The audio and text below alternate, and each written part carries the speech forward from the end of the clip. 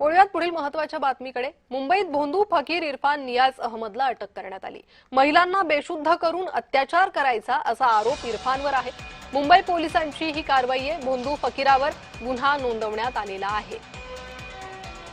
अधिक माहिती या संदर्भात घेणार आहोत आमचे प्रतिनिधी जय पवार यांच्याकडून। जय, काय अधिक माहिती आहे?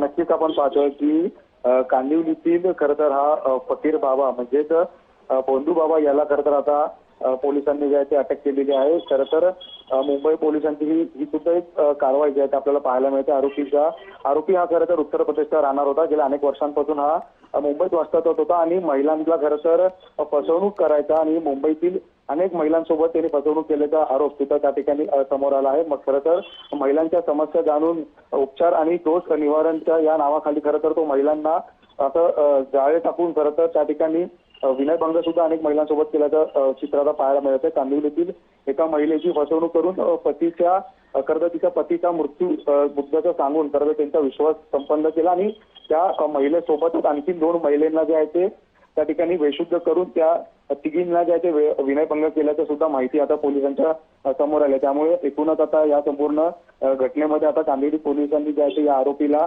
ताब्यात घेतलं आणि पुढील तपासाला जे आता सुरू केल्याचं पाहायला मिळतंय। जी जय, धन्यवाद या सविस्तर माहितीसाठी।